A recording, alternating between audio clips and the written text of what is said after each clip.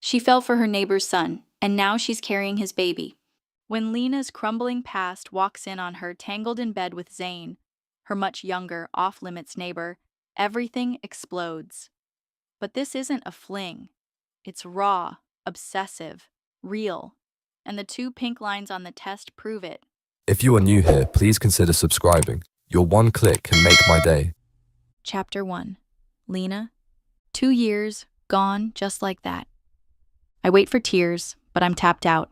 I've cried for Travis, for the baby we lost, and for the slow collapse of what used to be a beautiful relationship. Now there's just emptiness. Most of Travis's belongings fit neatly into his truck.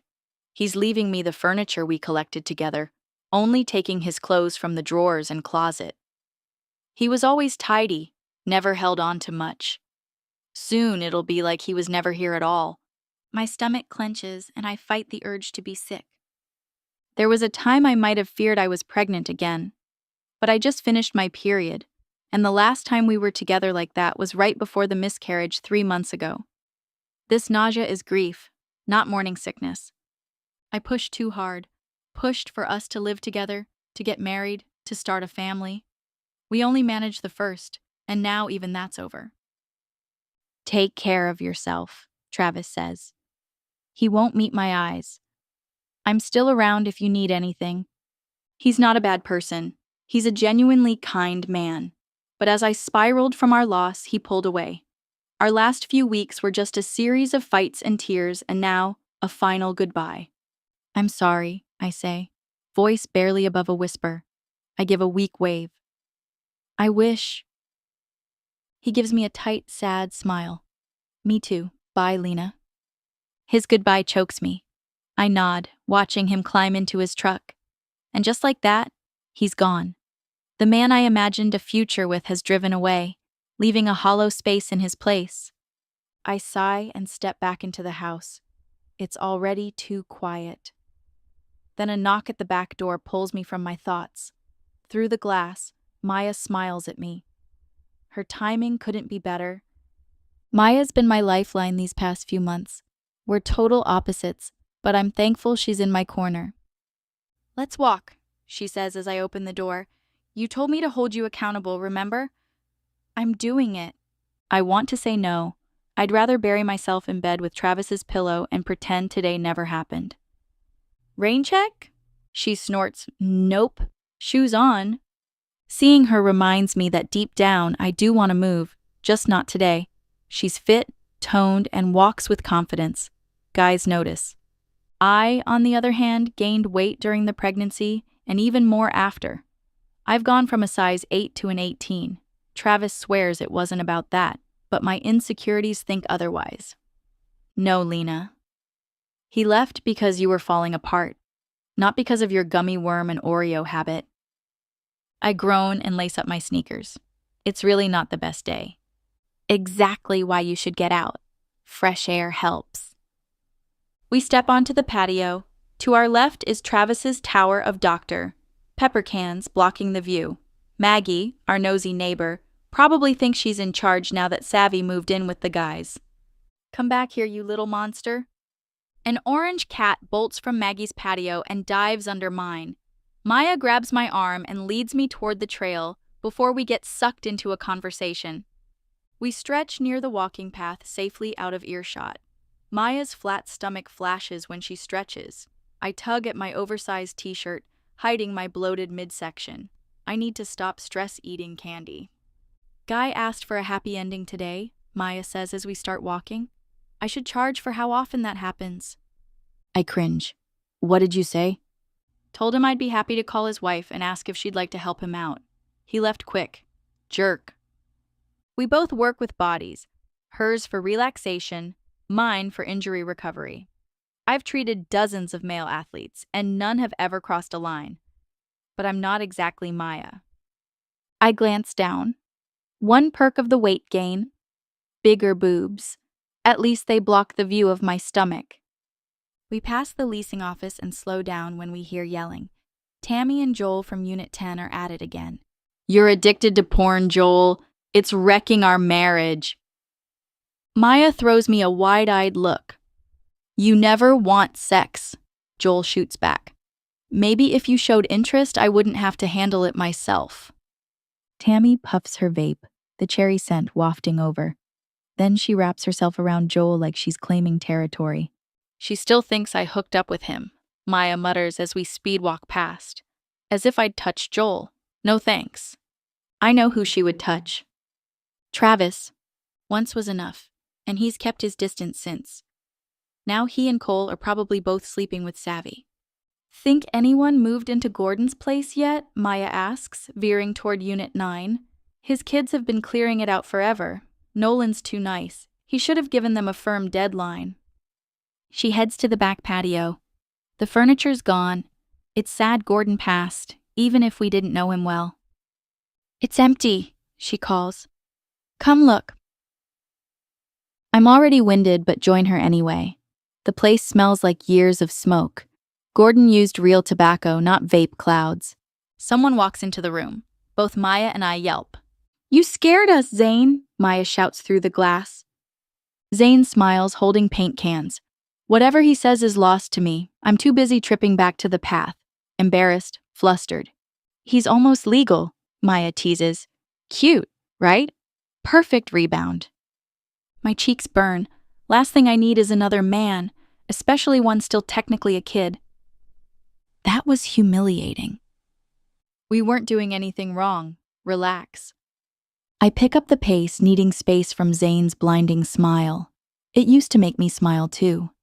Now it unsettles me. You going to his party? Nolan says everyone's invited, Maya asks. Could do you good. I socialize with you? Doesn't count. Work then. Still doesn't count. Come on, maybe we'll see Travis and Cole. I'll hook up with Travis again.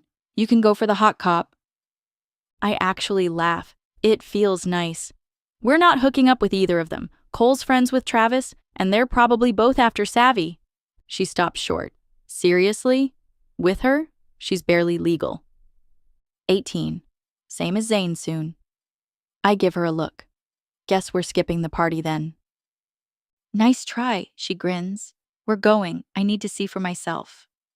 Maya's crush on Travis is probably just that. An infatuation. Rejection only made her want him more. One day, I hope she finds someone who really sees her. We breeze past Linda's place to avoid babysitting duty, then finally reach Maya's. Inside, she uncorks a bottle of wine. The walk was her excuse. This is what she really wanted. To sit, to talk, to help me heal. I accept the glass. It might not be healthy, but it helps today. We crash on the couch, kick off our shoes, and talk for hours. I'll get over Travis. I have to. Somewhere in the last few years, I lost myself. No wonder he didn't recognize me anymore. The pain of losing our baby and him might never fully leave me, but I can't stay stuck. As I sip my wine and warmth spreads through me, a flicker of something returns. Hope. One day, I'll love again. Maybe even get that family I dreamed of. But for now, I'm going to focus on finding happiness. I owe that much to myself. Chapter 2. Zane.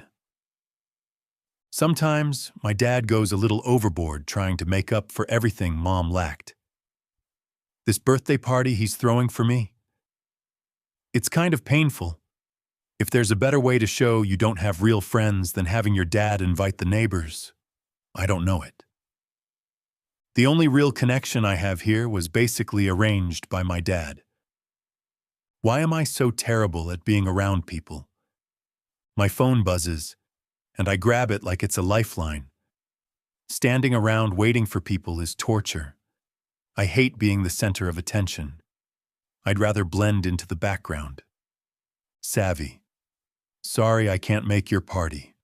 Got called in. I'm still new. Don't want to upset Aiden or Vale. Well, there goes the one person I was hoping to see. What if no one else shows up but Dad? We should have just done dinner at my favorite diner. That's what I really wanted. Someone looking for a keg? Kevin's voice booms as he wheels in the party starter. I smirk. He and his brother Tyler are the go-to guys for beer. They're older, more social, but still cool. Honestly, I'm relieved it's not just me and Dad. A keg? I raise an eyebrow. That's optimistic. Kevin walks in, flip-flops slapping against the floor, dragging a keg behind him. His pink Barbie girl shirt looks 2 sizes too small, probably something he found on his floor and decided was good enough. The way women are always around those two is still a mystery to me. Dad leaves the snack table, where he's been carefully arranging cheese slices, to greet him. Appreciate it, man.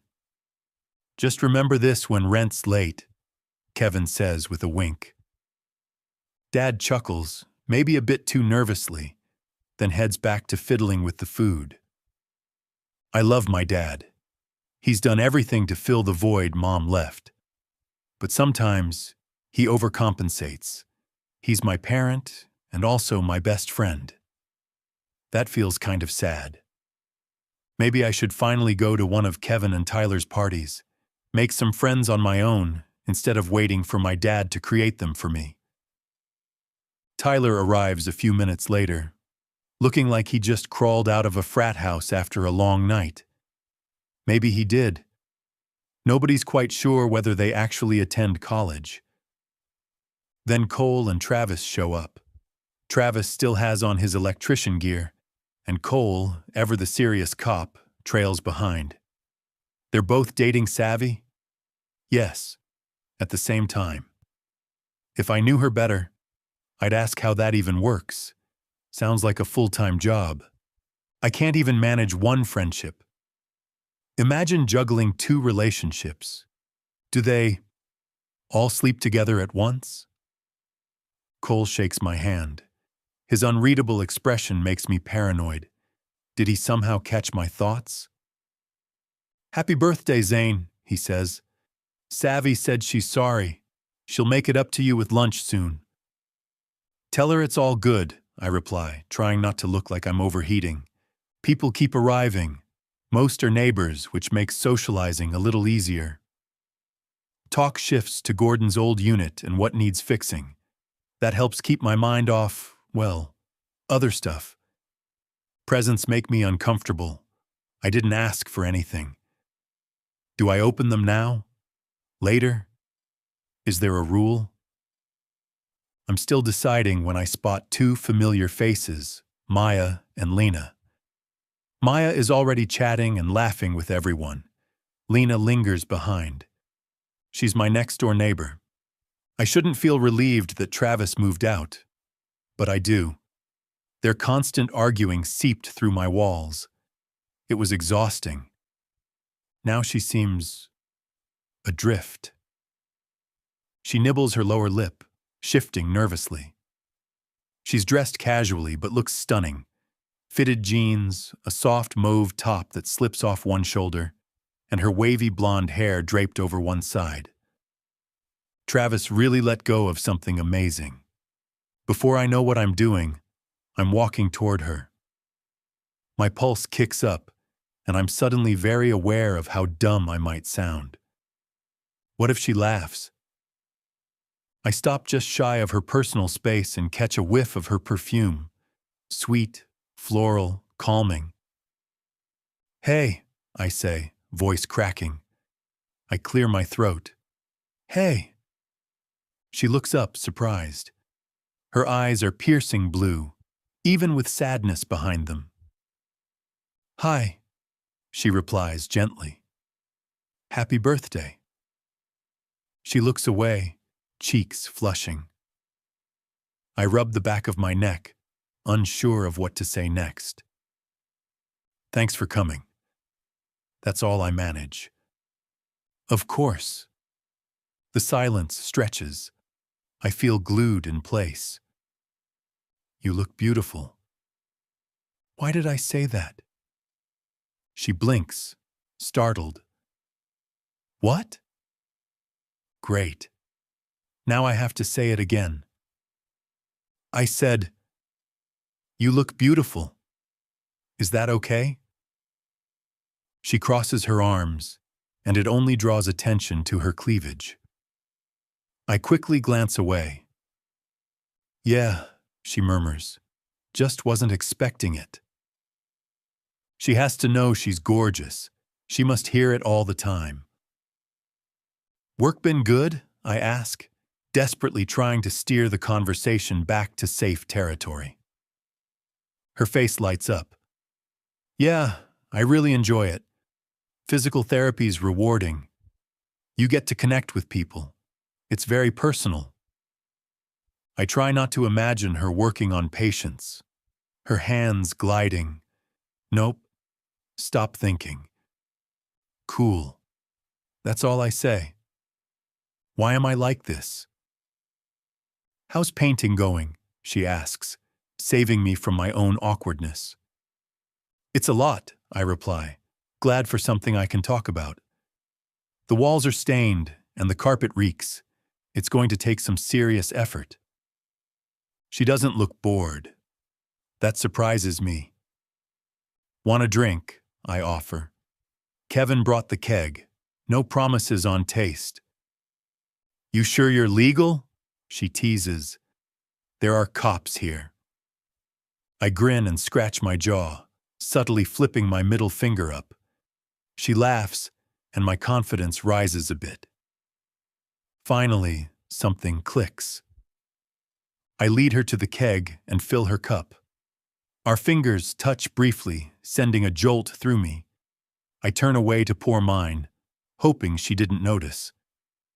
Lena Monroe is stunning, and way out of my league. Am I even flirting? Is that what this is?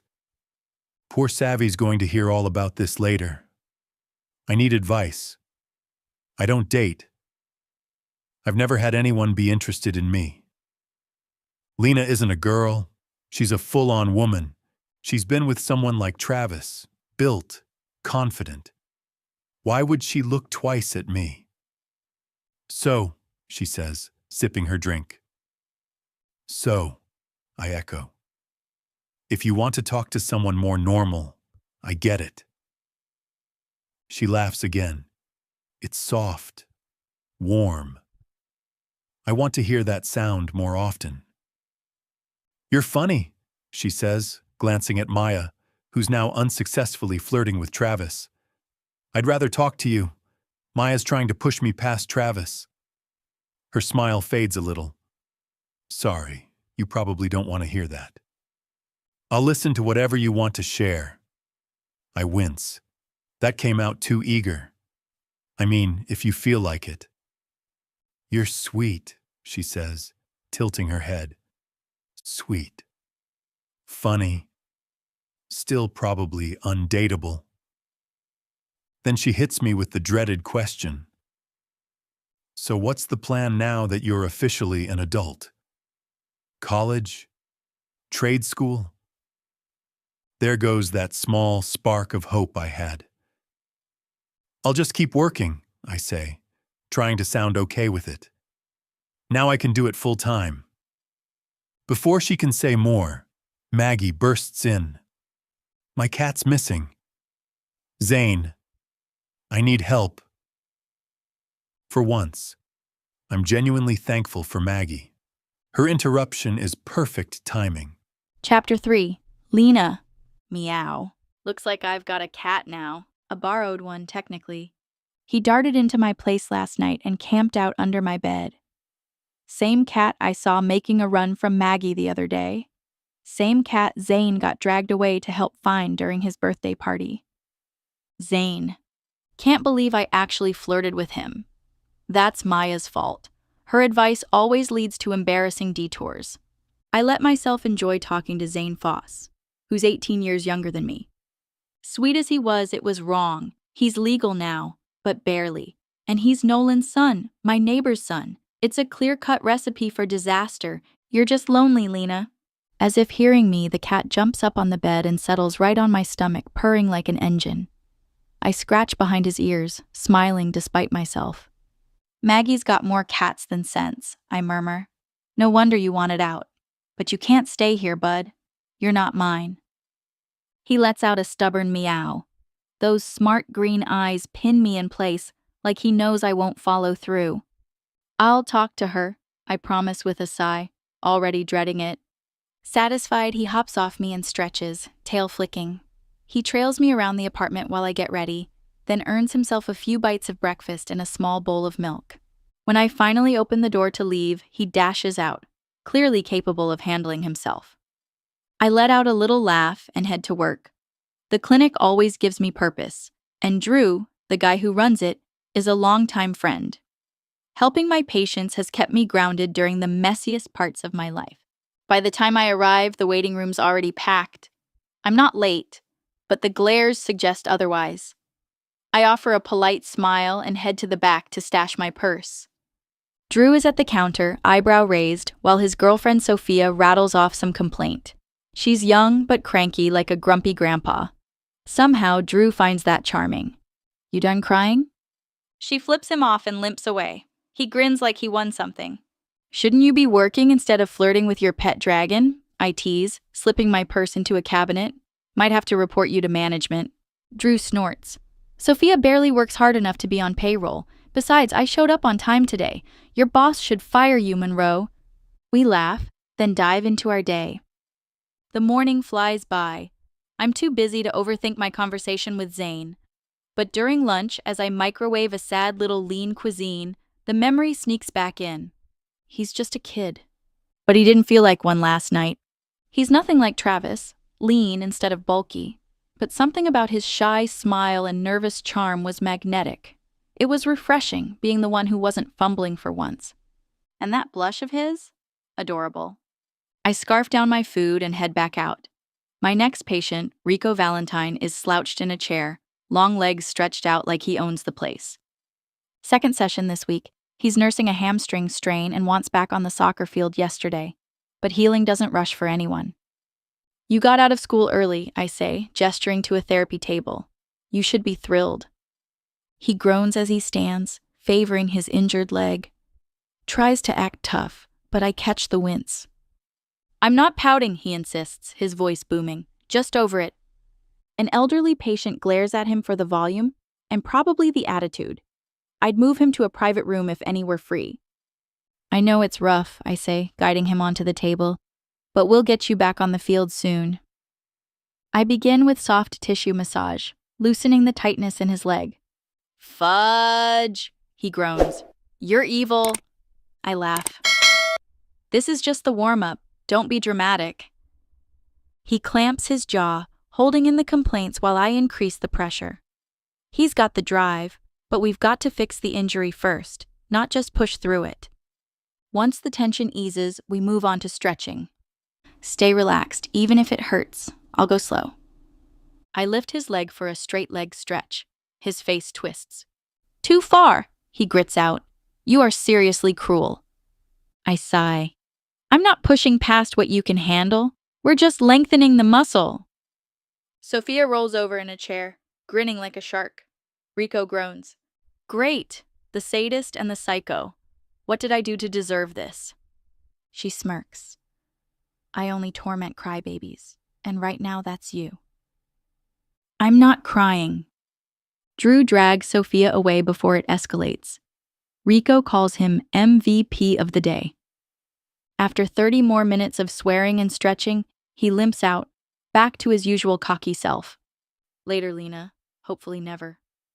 At the front desk, Harper grins. "See you the day after tomorrow." We both laugh as he flips us off on his way out.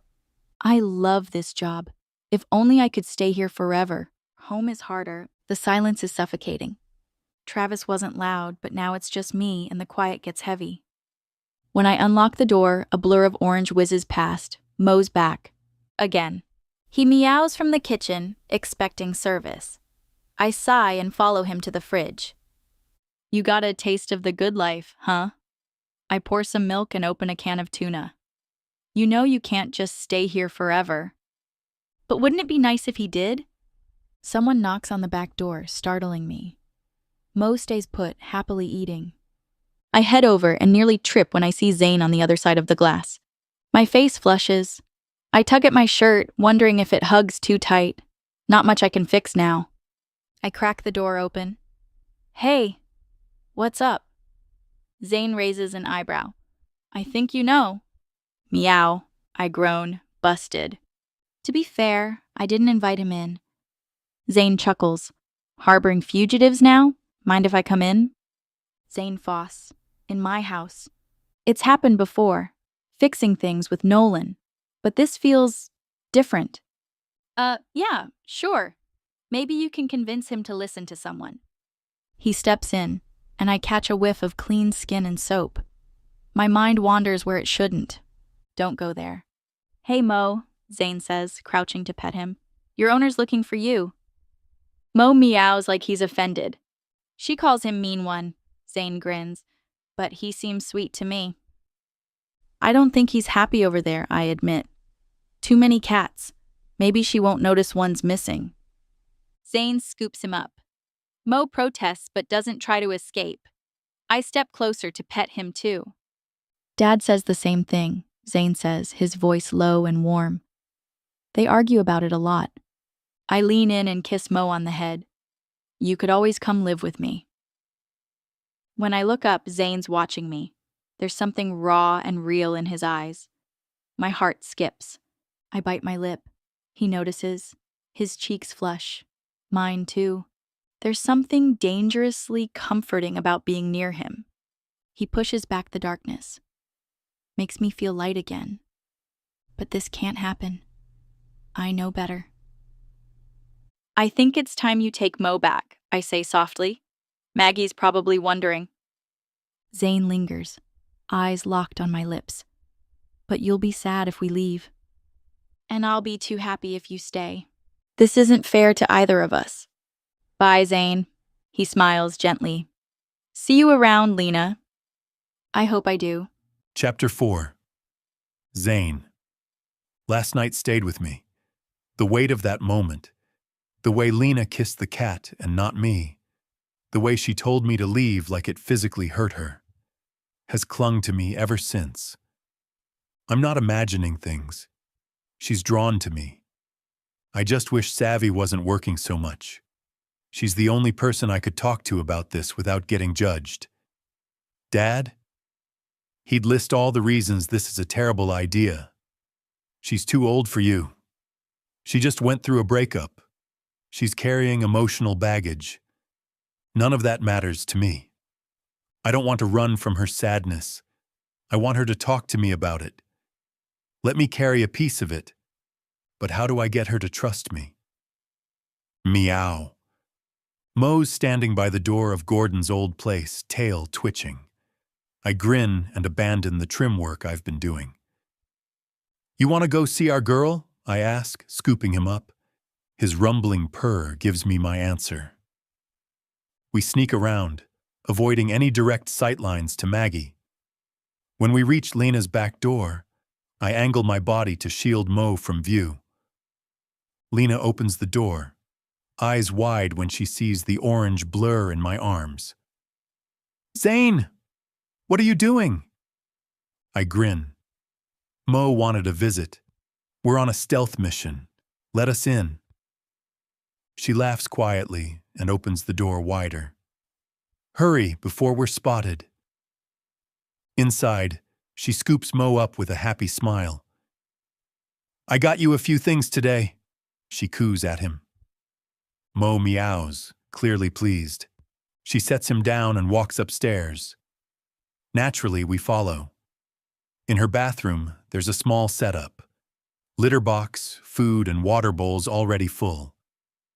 This is your home away from home, she says to him. There are toys in the living room, too.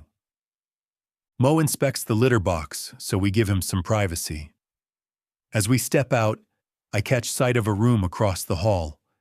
It's a nursery. Mint green walls, soft lighting. Quiet. I drift inside. I know we're not supposed to paint. Lena blurts behind me. I'll change it back. Don't, I say, turning toward her. It's beautiful.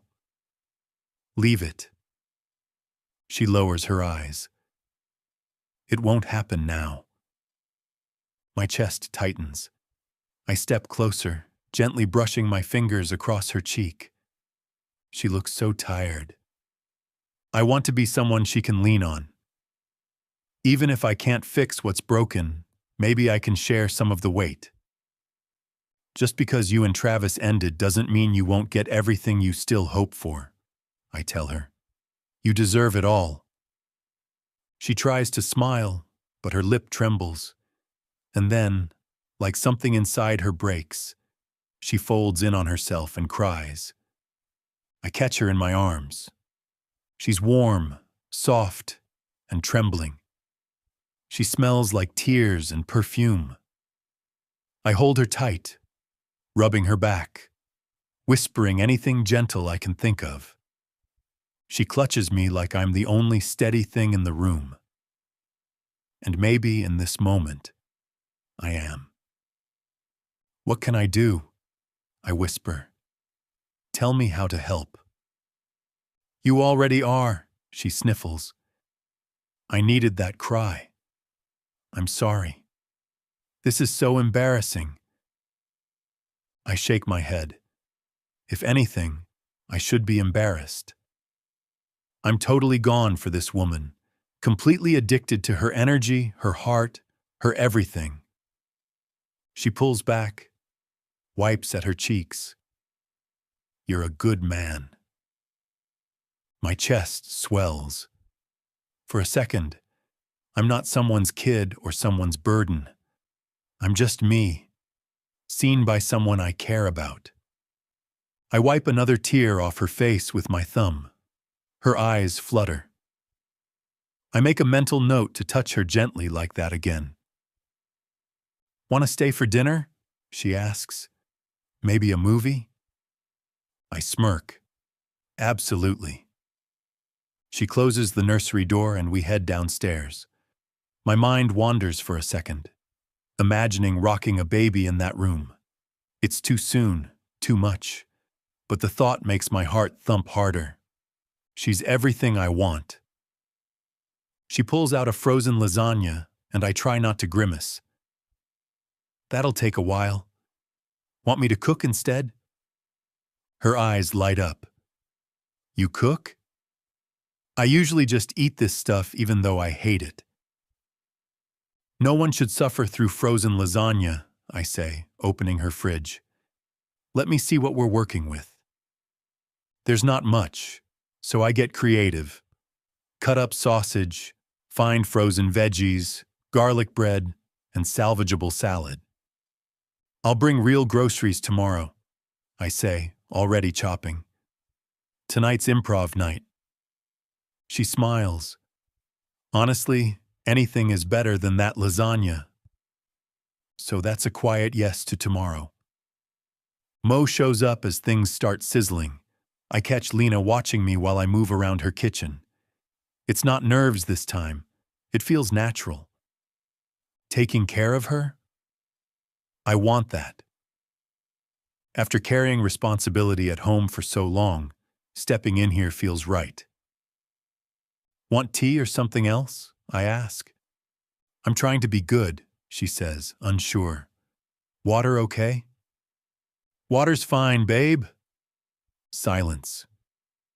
Crap. I stiffen.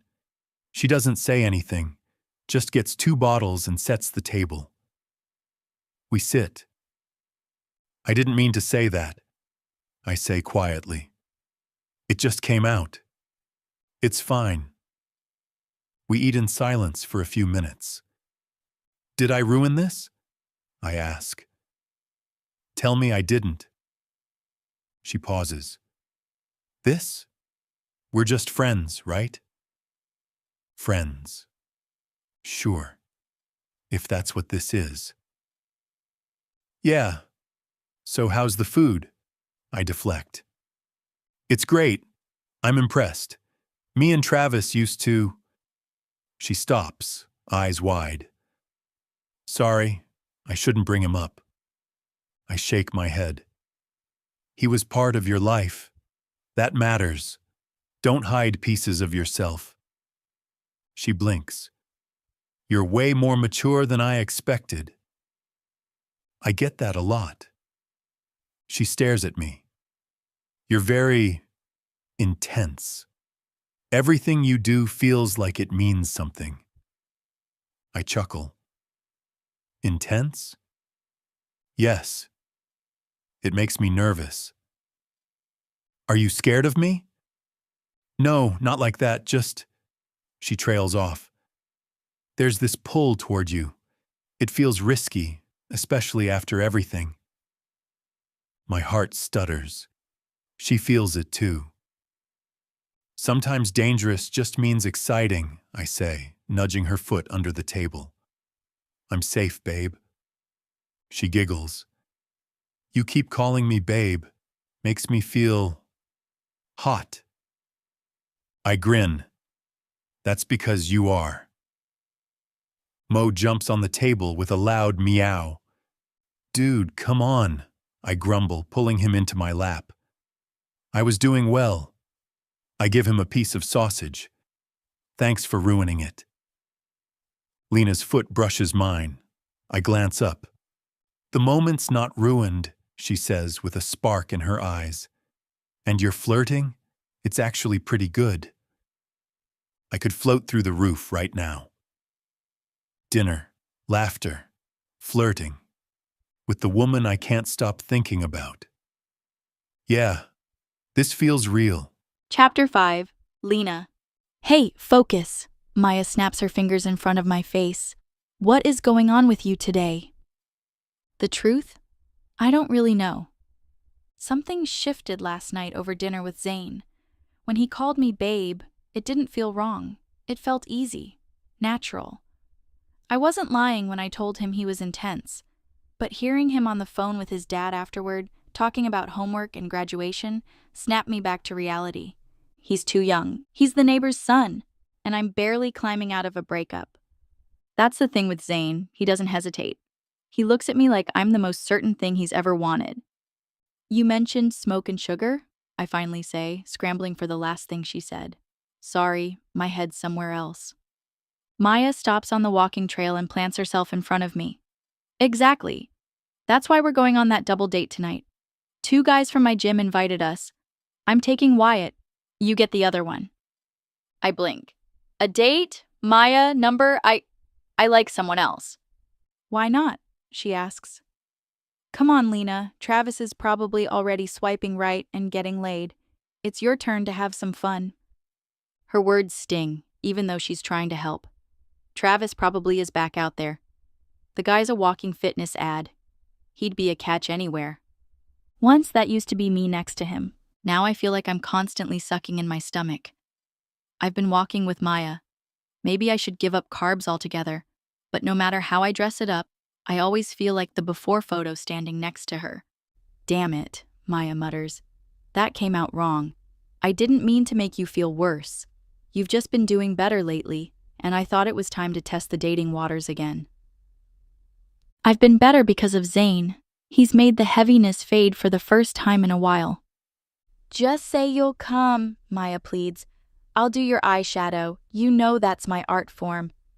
She's not wrong. Oh, hey, Zane, Maya calls out suddenly. Tell Lena she's beautiful and deserves better. He doesn't miss a beat. Lena, you're beautiful, and you deserve better. See? Maya says, grinning. Even the neighbor kids agree. Zane steps into view, looking confused. That backward ball cap and easy smile of his? Way too effective. I'm trying to get her to go on a double date, Maya explains. She deserves a little attention. I freeze as Zane's expression shifts. His smile fades, replaced by something sharper, sadder. Tell her no, I silently beg. But instead, he stares at me with those hurt eyes. If the guy doesn't see how amazing you are, he's an idiot, he says flatly. And then he turns and walks away, taking whatever spark I had with him. See? Maya says, still oblivious. Total fool. Let's go get ready. I try to convince myself this is a good decision. I pick out jeans that hug me in the right places and a black top that dips low enough to feel daring. I add some fun jewelry and wedges. On the surface, I look confident. Inside, I'm a mess. At Smoke and Sugar, we're greeted by Savvy. She's young, gorgeous, and working the hostess stand like it's a runway. Her hair's in a perfect top knot, and even her simple black uniform looks designer. No wonder Zane might flirt with her. Who wouldn't? Hey, Lena, she greets brightly. We've crossed paths around the complex. She's sweet, but has that fire in her eyes kind of confidence. Maya stiffens beside me, still bitter that Savvy ended up with Travis. We're meeting a couple guys, Maya says coolly. They should be tall, built, and handsome. Savvy hesitates, then nods. Right this way. Maya strides ahead, every curve on display. I follow more cautiously, that creeping self-doubt crawling up again. A tall blonde guy greets her with a hug. She melts into it. I'm Wyatt, he says, shaking my hand. This is Conrad. Conrad is hot, objectively. Hi, I say, offering a polite smile. I'm Lena. He gives me a quick once-over and then shifts his gaze to Maya. I feel that familiar flush of shame creep up. I'm the afterthought. Great. We sit. Maya is charming, laughing easily. Conrad glances at me again and sneers. I swear it. I shrink. That protective shell I'd built? Gone. The menu is full of indulgent choices, but now I'm just trying to find a salad. So, you guys know Maya from the gym? I ask, eyes glued to the menu. Yeah, Conrad says with a smirk. It's where all the hot girls hang out. You should try it. I blink. Excuse me? The gym, he repeats, tone condescending. You'd benefit. Maya, completely missing the jab, lights up. I have been begging you to come with me. I also train on the side, Conrad adds. Happy to give you some tips. The way he says it makes my stomach twist. Dinner drags, they drink. I go quiet. I'm over it. Last night with Zane? That was real. This question mark. This is punishment. When Wyatt suggests hitting a bar, I jump in. Maya's had enough. Time to head home. She pouts, but I steer her toward the exit. Wyatt kisses her goodbye. Conrad stays beside me. You should call me, he says, giving my butt a slap. We'll get that body right. Bet there's something cute under all this. All this. My jaw clenches. He reeks of booze and garlic. He might have muscles, but he's nothing but mean inside. Go to hell, I snap. He flinches, surprised. I turn and yank Maya away. She complains in the car, but I feel lighter with each step I take away from those jerks. After I help her into her place, I finally head home. Mo darts in like he owns the place. He's basically mine now. As I go to shut the door, I hear someone clear their throat. Zane is on his porch, arms crossed, watching me. Hey, I say, stepping onto my patio. Everything okay? He shakes his head, jaw tight. Not really. My stomach drops. Why? His eyes narrow. You're smart, Lena. You know why? I swallow. You're upset I went on that date. He shrugs, but it's tense. Upset? That's one word. Angry? He stands, walks toward me, each step deliberate. Number just want to know. Did he make you happy? Did he make you smile? I glance away. His presence is magnetic. Lena, he says, low and rough. Are you happy? I shake my head. He lifts a hand to my cheek. Did he even see you? I look up at him. His eyes are burning with emotion. No, I whisper, the date was awful. His jaw clenches. He didn't deserve you. He leans forward, forehead resting against mine. Did I do something wrong last night? Tears prick my eyes. Number? That's why it scared me. His thumb sweeps across my cheek. You're a mystery, babe. Why's doing everything right a bad thing? Because it felt too perfect. He leans in, lips brushing mine. I'll protect your heart. You don't have to be scared. And softly, like a promise, I whisper back, okay. It's more than just consent. It's an invitation to something deeper, something real, something that maybe I've needed all along. Chapter 6. Zane.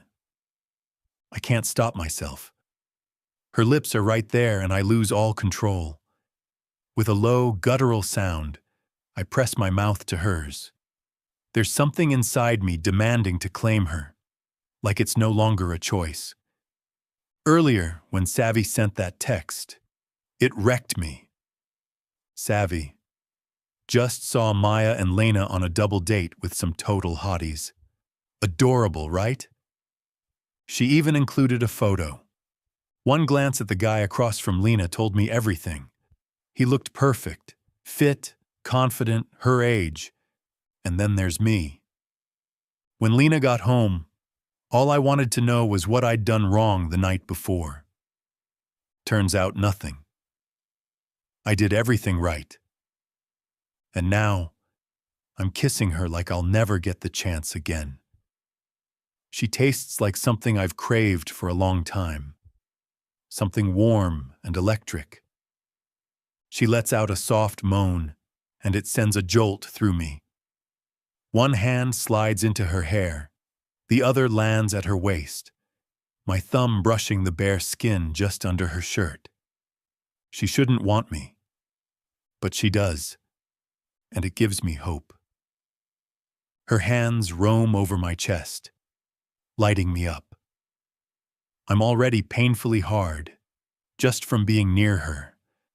That's how strong this pull is. I love your mouth, I murmur between kisses, gently tugging her bottom lip with my teeth. I've been losing sleep thinking about it. This is heaven. She lets out a breathless laugh. You're a damn good kisser. I'm not complaining.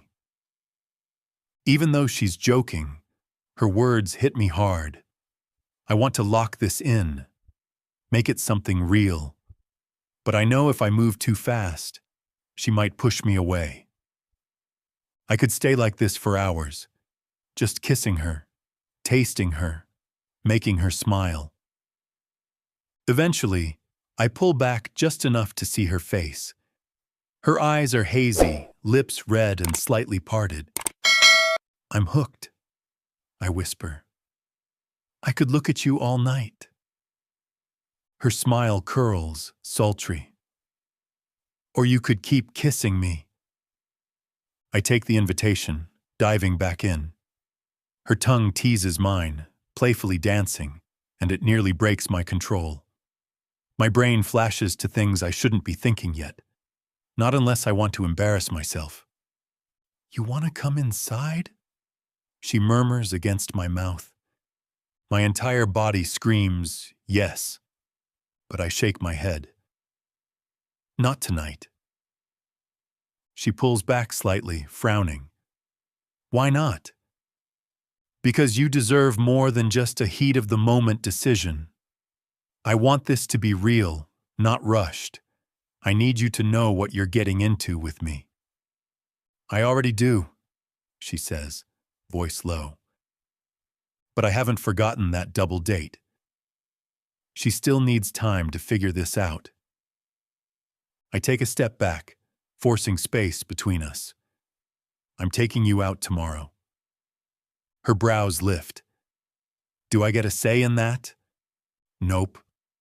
I grin. Wear comfy shoes and come hungry. I steal one more kiss before turning away. She's still standing there, stunned. See you tomorrow, beautiful, I say. That's a promise. So, you and Lena. Savvy takes a sip of her soda like she's solving a complex math problem. I glance up from my trim work, annoyed. What about it? She's older. I glare. Says the girl dating guy's older than your dad. She winces slightly but lets it slide. I'm just saying, it's unexpected. Have you slept with her?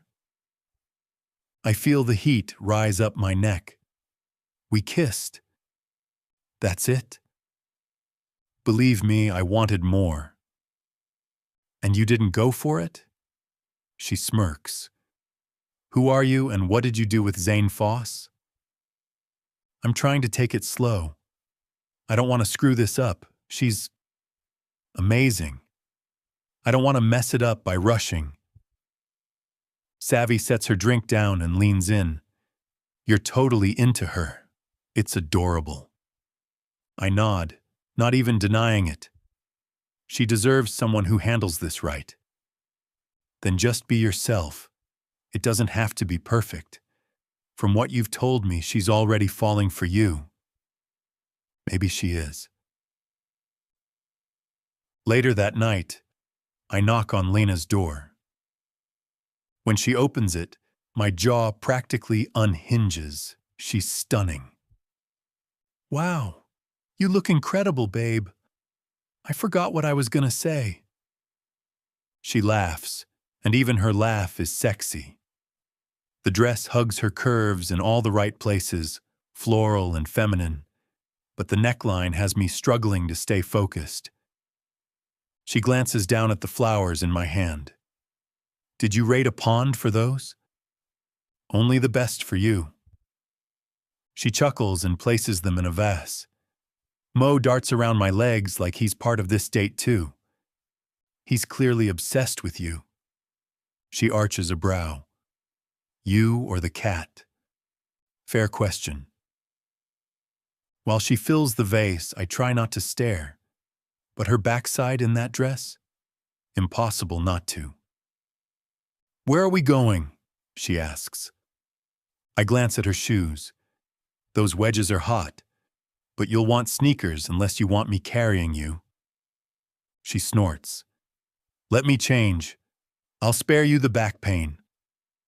When she returns in Converse, I grab my bag and take her hand. We walk toward the back of the complex where there's a hidden path up a wooded hill. I've never been back here, she whispers. Should I be scared? Just squirrels. Maybe a rabbit. I've got you. The moonlight cuts through the trees as we hike up. At the top, the trail opens into a quiet clearing where I set up a picnic table years ago. Tonight, it's covered with a yellow tablecloth, flowers, and flickering candles. Lena stares in awe. This is wow. Sit. Let me do the rest. I light the candles, then unpack our food. Salads, stuffed mushrooms, homemade lasagna. I learned from Maggie when I was a kid. Pinterest did the rest. She laughs. You're full of surprises. The mushrooms get a moan of approval. The lasagna earns praise too, especially when I shave fresh Parmesan over hers. We talk. She tells me about her job, the patients she helps. The way her eyes light up, I could watch it forever. After dinner, I pull out dessert. Do you like chocolate? She grins. Who doesn't? I offer her a forkful. She leans in and takes the bite straight from the fork, never breaking eye contact. Hot. You're killing me, I mutter. My turn. She feeds me and I'm toast. This woman, she's it. I don't want to escape this. Not ever. Lena. This date is something out of a movie. Who would have guessed Zane Foss had this romantic side? My heart keeps skipping beats every time he does something unexpectedly sweet. And wow, can he kiss? After demolishing that slice of cake in the most sensual way imaginable, I'm aching to kiss him again. There's a spot through those trees, he says with a grin, where you can lie back and see the stars perfectly, like you're floating in space. I don't even hesitate. Lead the way. We pack up the containers, snuff out the candles, and he takes my hand to guide us through a small patch of trees. Something rustles nearby, and I jump slightly. He squeezes my hand in reassurance, calming me instantly. We reach a clearing where he's laid out a blanket. He thought this out ahead of time, every detail. I don't think anyone's ever done this much for me on a date. I've never brought anyone here before, he says as we sit. This has always been my quiet place. I lie down and gaze up. The trees create a dark frame around a sky bursting with stars. It's peaceful, almost surreal. It's beautiful, I whisper. Yeah, he replies, eyes on the sky, or maybe me. We fall into a comfortable silence, fingers intertwined. I want to know everything about you, Lena. The easy stuff, the hard stuff, everything. Normally I'd shut down. I hate talking about the painful things, but Zane makes me feel safe. I've had a really good life, I say, my voice soft. My parents are great. Maya's been my ride or die forever, and I love my job. He waits quietly, knowing there's more. I guess I just needed a fairy tale ending, I continue. I kissed some frogs before I met Travis, but when I did, he seemed like the right one. He was attractive, responsible, a stable choice. That's really what it felt like, a mutual decision. Zane gently squeezes my hand. So basically, he was like that pack of filet mignon at the grocery store. Mid-range price, solid quality, nothing flashy. I laugh. Wow, comparing my ex to meat, he'd be thrilled. I mean, he was a beefcake, Zane says casually. Beefcake? Really? What are you, 80? He turns on his side and grins. You love my weirdness. He's not wrong. Keep going, he says, voice soft. Tell me more. I glance at the sky, then back at his face. He looks young, but also strong and sure in a way that makes me feel steady again. I moved into my unit at Moonlit Gables first. Then, after a couple of months, Travis moved in too. It felt right, like we were building a life. It was nice. He listens, no judgment, no defensiveness, just present. Things were good at first, but after a while, I started thinking about the next step, marriage. And when I brought it up, it was like I flipped a switch in him. He shut down. I closed my eyes, letting the memories rush back. I thought maybe I was imagining things, but I wasn't. So I just threw myself into planning a wedding anyway, trying to manifest it into reality. I sigh. When he got home from work, I'd bombard him with budgets and guest lists. I didn't even notice how much pressure I was putting on him until he started smoking again. Zane gently strokes my cheek. That's not on you. He should have spoken up. How does an 18-year-old get it so right? You're right, but I didn't stop. And the more he pulled away, the more I clung. I could feel it falling apart and couldn't do anything to stop it. My voice trembles. Then, I got pregnant. Totally unexpected, but I saw it as a blessing. Like it was a sign to pull us back together. Zane kisses my forehead. You thought it would heal everything. I nod, tears slipping down my cheeks. And for a while it felt like it did. He was trying, I was hopeful. But then, I lost it. I shut down after that, I whisper. I needed him to help me, to fix things, but he couldn't. We started fighting all the time, and eventually he left. Zane gently turns my face toward his. You're not a failure, Lena. You're strong, stronger than you know. When he kisses me again, I pull him closer. I need the comfort, the connection. His mouth moves with mine, his hands tangled in my hair. I feel his body, hard and wanting, pressing against me. You're amazing, he murmurs.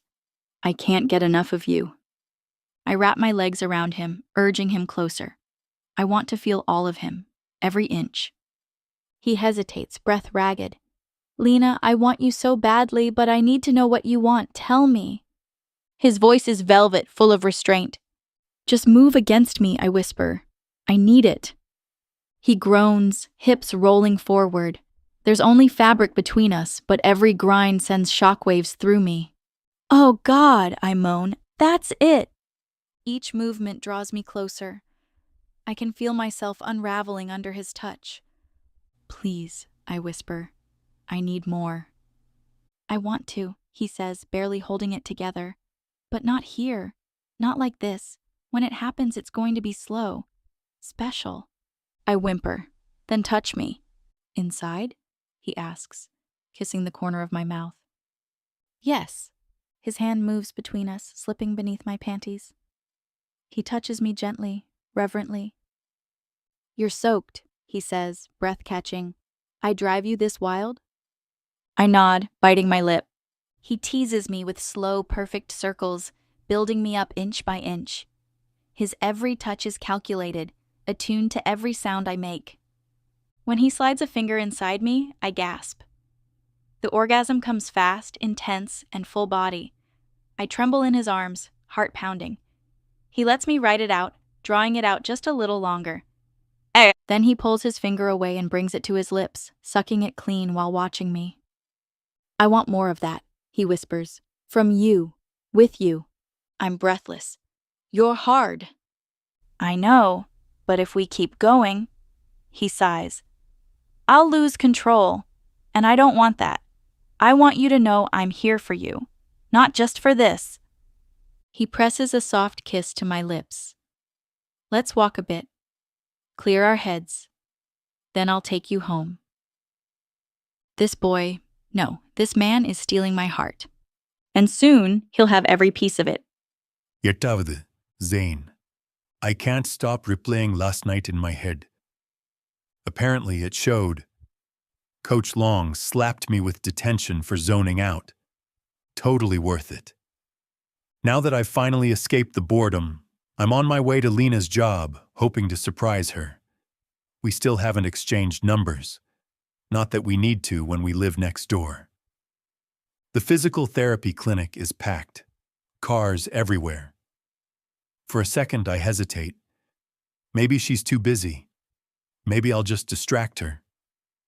But then I glance at the iced coffee I picked up for her. No way I'm letting that go to waste.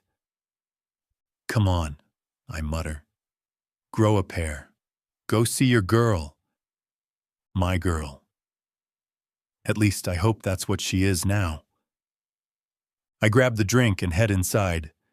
The place is buzzing. The receptionist doesn't even notice me. My eyes search for her, and then I spot her. She's working on a guy who looks about my age, muscular and athletic. Her hands are pressing into his thigh. It's her job. Still, I hate it. Take a picture if you want a keepsake, the guy jokes, shooting me a smug look. Thigh porn, man. Lena sighs, clearly annoyed, and finally turns to see who he's talking to. The second our eyes meet, her expression shifts, surprise, then confusion. Yeah, this was a bad idea. The guy groans on the table, pain or pleasure, who knows, and my chest tightens like someone's twisting a knife. What are you doing here? Lena asks, voice tense. I awkwardly hold out the drink. The guy smirks at me like I'm free entertainment. Lena keeps working, her hands still on his thigh. I thought I'd bring you coffee, I mutter, but I'll leave it at the front. Sorry, I shouldn't have come. Later, bro, the guy calls, laughing like he's on stage. Next time, schedule an appointment. I don't wait. I turn and hurry toward the desk, slamming the cup down harder than I meant to. Drops of condensation spray everywhere. For Lena, I snap, then bolt out. What the hell was that? I get in my car and take off, heart pounding and face burning. I can't believe I just pulled that jealous stunt at her workplace. I feel like an idiot. I'm so flustered. I run a red light. A second later, flashing lights appear in my rearview mirror. Perfect. I pull over, rolling down the window. The officer walks up and smirks. Cole. He leans down, shaking his head with a grin. Rough day? I screwed up, I groan. Just give me the ticket. Your dad's one of my closest friends. I'm not writing you up. But slow down, kid. Got it. I rub the back of my neck. Thanks, Cole. You okay? Not really, but you're not my therapist. I'm also your neighbor. My shift ends now. Meet me at the diner. I hesitate. And yes, he adds, Savvy told me. You're head over heels for Lena. Let's talk. I follow him to the diner, stomach sinking. Once we've ordered, Cole gives me that cop stare. Start talking. I'm not a kid, I mutter. Same age as the woman you're sharing with your best friend. His brow lifts. You're pissed. Noted. Now spill it. I unload everything. The party, the cat, the double date last night, the awkward mess today. I leave out Lena's private stuff, but he gets the picture. By the time I finish, our drinks and appetizers arrive. How many girls have you dated? Cole asks. I shift uncomfortably. Not many. You're dating a woman now. That means stepping up. I bristle. He holds up a hand. Not saying you're immature, but storming out because she was working? That's high school drama. You care about her? Act like a man. That's why I left. I realized it was stupid. It wasn't stupid. Bringing her coffee? Sweet move. But are you her boyfriend? I bite my lip. I don't know. Because you haven't asked. Real men use words, Zane, not assumptions. I groan. I just don't want to mess this up. She's amazing. I want to make her happy. You already are. But if you want to keep her, talk to her. Be clear about what you want. What if she's just having fun? Then you ask her. No more guessing. When Lena gets home, I'm sitting on her front step. Her expression is unreadable. I stand and walk over. She's tense but doesn't back away. I'm sorry, I start. I just wanted to surprise you. Her shoulders ease a little. It was sweet. Thank you. I should have told you first. Showing up like that was over the line. She takes my hand. No, it was thoughtful, but the way you looked at me while I was working, that wasn't okay. And running out like that? Embarrassing. I nod. I talked to Cole. He pulled me over, talked me down. You were jealous of Rico? The name makes me cringe. Maybe a little, I admit. Rico is harmless and annoying, but if you throw tantrums at my job again, that's a real problem. Got it? There's steel in her eyes. I like it. It won't happen again. I promise. You believe me? She smiles. I do. Forgive me? Of course. She kisses me. Hard. Want to hang out with Mo? She teases. Guess the cat stayed. We go inside. While she showers, I chill with Mo. When she returns, she's in barely there sleepwear that's testing every ounce of my self-control. Are you trying to kill me? I ask, eyes fixed on her. She walks over and I pull her into my arms. I like you, Zane. A lot. And I know we're both figuring things out. I'm sorry, too, for how I reacted. I kiss her. Let's be past it now. We are. And can I still bring coffee if I act like a decent human? She grins. So I'm officially your girlfriend? Unless you object. Not at all. Just maybe less sugar in the coffee next time. Deal. I'll balance it with a healthy dinner tonight. I'm cooking. Again? Every night, if you let me. She smirks. Put me to work then. You're gonna sit on the counter and look gorgeous while I handle the food. Gorgeous, huh? I smack her ass playfully. You know it. Now get up there. I've got you. Divyate, Lena. We're moving fast, maybe too fast. Earlier today, I told myself I'd come home and put the brakes on. I wasn't lying when I said I felt embarrassed about how Zane acted at my job. But then he was there, waiting for me. Apologetic, heart in his eyes. How could I shut him down when he looked like a lost puppy? "What?" he asks, pausing mid-dish at the sink. "You okay?" "Perfect," I reply. He flashes that boyish grin and turns back to the skillet. He's sweet, thoughtful. A woman could get used to this kind of treatment. Mo rubs against my leg, purring like a motor. I scoop him up, his warmth settling against my chest. I think I've truly stolen this cat. Not just in jest, but for real. And honestly, I'm not giving him back. "You sure you don't want to come to bed with me?" I tease, knowing full well the effect it'll have on him. His head snaps around, eyes wide, cheeks blazing. What? I thought we were taking it slow." I laugh. "Relax, I'm messing with you, but I do have another way to say thanks." "I don't need anything back, babe," he says, earnest as ever. I set Mo down and approach slowly.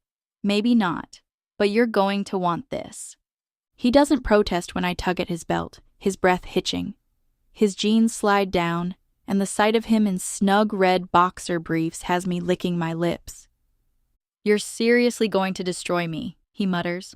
"No one's coming to help," I whisper, dropping to my knees. "Just me." As I pull his boxers down, his arousal springs free, hard and flushed. "Nice," I say with a playful smirk. "Very impressive." He braces himself against the sink, one hand trembling. "You can touch me," I encourage. "Let me know what feels right." "With you?" he rasps. "Everything." I take him in hand, slow and deliberate. His cock jumps in my grasp. "Has anyone ever done this before?" He groans. Number never. That knowledge, being his first, ignites something in me. I trail my tongue along his shaft, tasting him. His hand tangles in my hair, but it's gentle. He's on the edge, and I want to push him over. "You taste good," I murmur. "I want every last drop." He gasps as I take him deeper. His muttered curses become a rhythm. "Oh, God, Lena." I pull back just long enough to say, "Use my mouth. Show me what you like." He bucks his hips, overwhelmed. I hold steady, letting him thrust until his climax crashes into him. He holds me there, his body shaking. When he finishes, I stand and he pulls me into a desperate kiss, his need still radiating off him. "Do you want?" he asks, breathless. "Yes," I whisper. "Take me upstairs." But a knock at the back door cuts through the moment. He freezes, pulling up his boxers in a rush. I groan and peek around the corner. "Maggie." "Great." Mo darts underfoot as I open the door, trying to appear casual. "Oh, hey, Maggie, what's up?" She squints at me. "Seen Mo?" That rascal keeps slipping over here. I open my mouth, unsure how to explain. But Zane appears behind her, holding Mo. He must have slipped out the front to intercept. "This guy?" he asks. He's got some serious energy. Mo meows, claws gripping Zane's shirt. His fly is still open. I almost laugh. "Troublemaker," Maggie mutters. His siblings stay put, but not him. "Want me to carry him back?" Zane offers. She nods, linking her arm with his. "Might as well. I'm too old to chase cats." He glances back at me, mouthing, "Sorry." I mouth, "Thank you." His wink is wicked. My heart stutters. Later, Maya shows up and drags me on a walk. "I need to debrief about my lunch date," she announces. "Epic fail." "With Wyatt?" She nods. What was I thinking? Must have been the wine. Sober, the guy's a bore. Thank God you didn't let me go home with him. "I always have your back." She eyes me. "Okay, now spill. I saw you with Zane. What's going on?" So I tell her. Everything. The kisses, the date, the tension, the oral appreciation.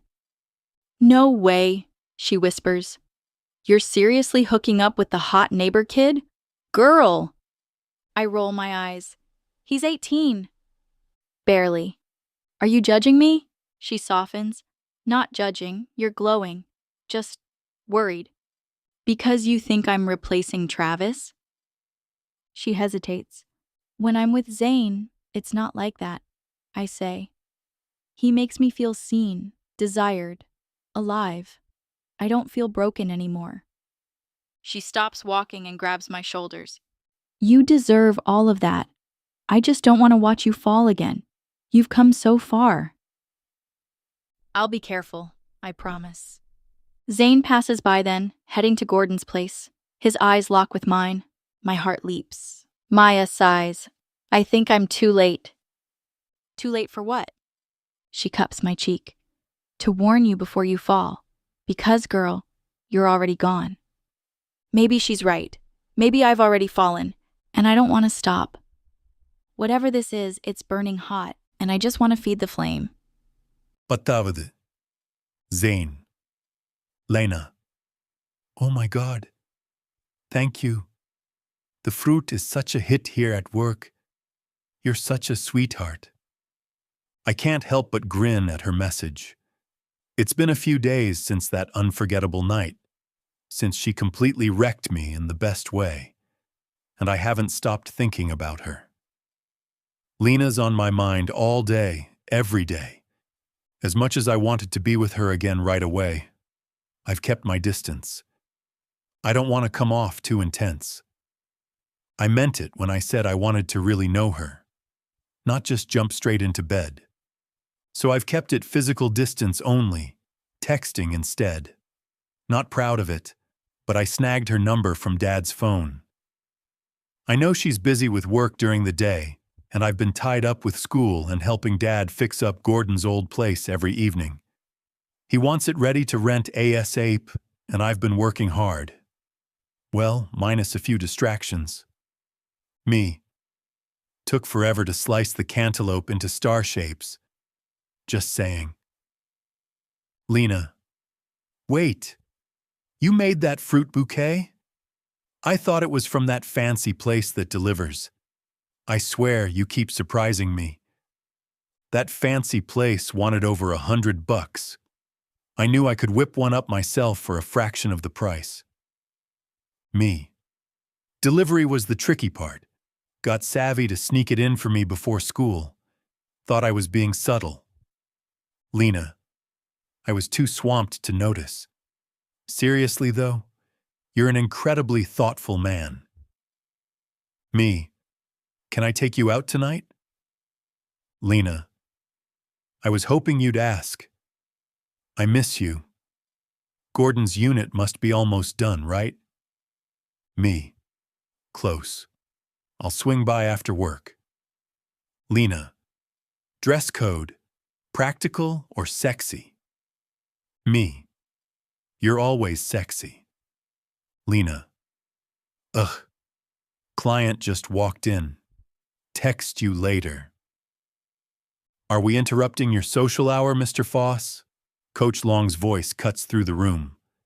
I flinch and stuff my phone away as the class snickers. Totally worth it. But I'm not about to earn detention and lose time with Lena. At lunch, I drop down beside Savvy, who's halfway through a sandwich. She liked the bouquet? She mumbles. I smirk. Especially after she found out I made it.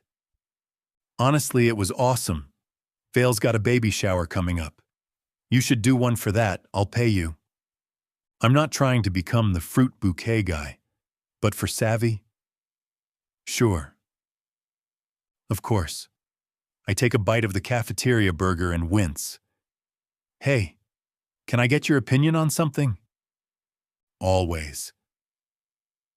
Me and Lena, we've done stuff, but not everything. Heat crawls up my neck. Savvy snorts. Stuff like what? You know what I mean. She grins. Sorry, it's just fun watching you squirm. Go on. I want to make tonight special. Not overdo it, just thoughtful. First of all, she says, eyes narrowing, you're already thoughtful. And definitely a man. Second, wherever you take her, she'll love it. She pauses. But take her to Smoke and Sugar. I'll be working. I won't spy, promise.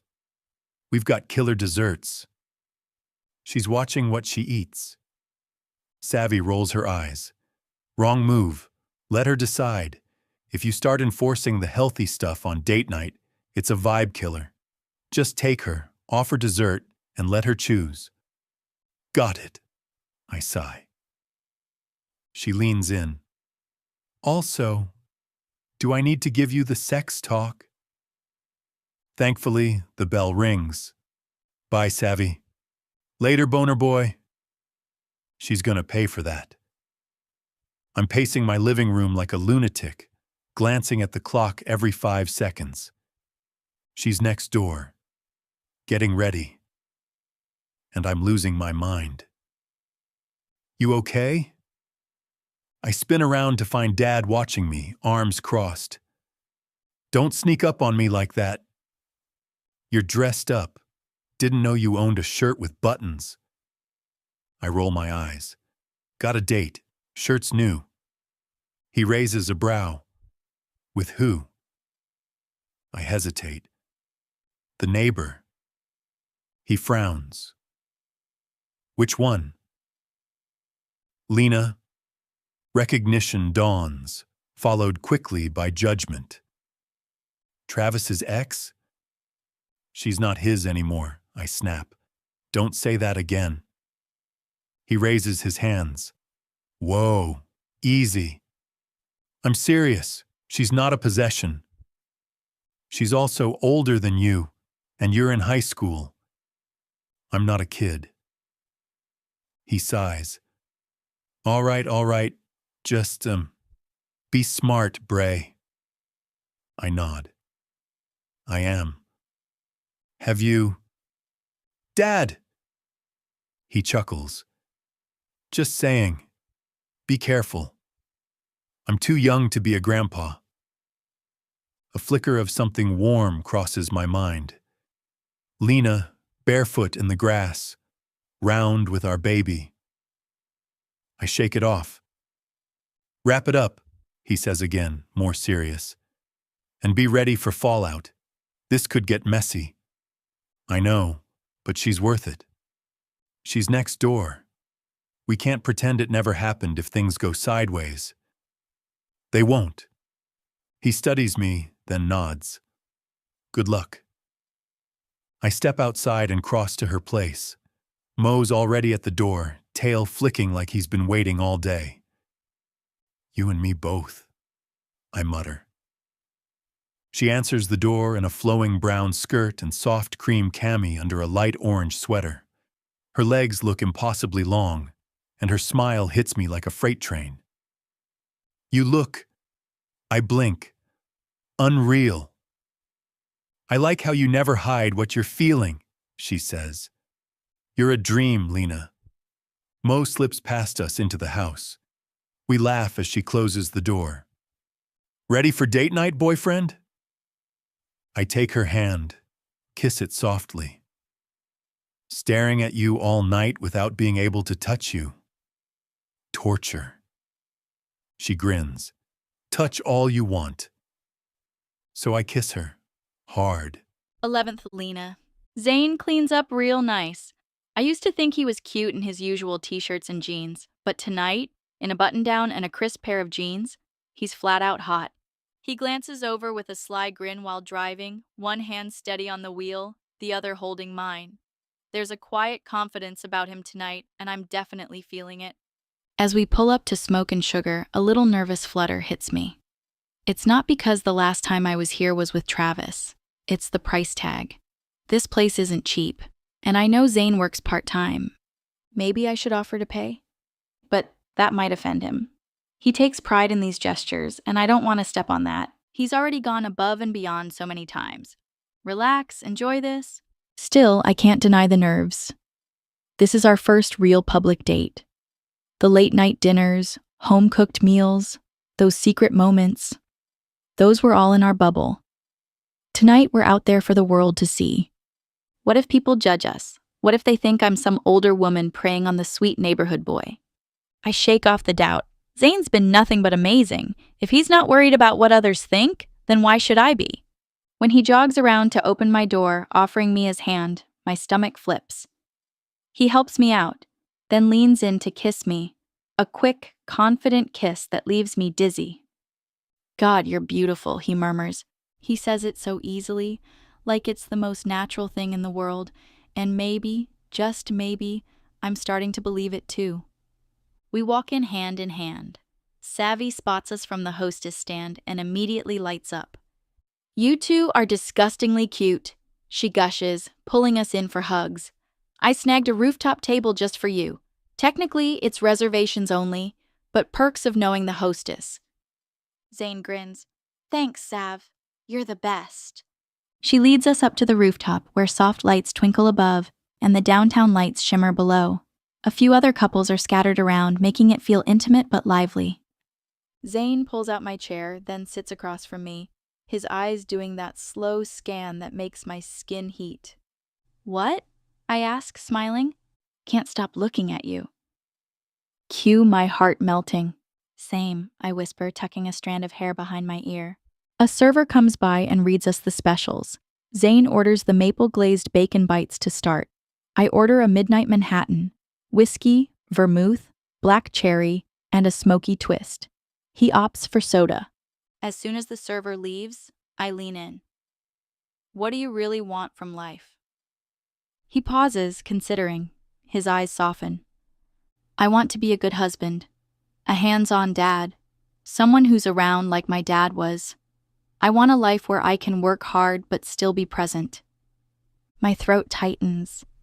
I imagine him with a baby on his hip and a toddler tugging at his leg, and I feel something shift inside me.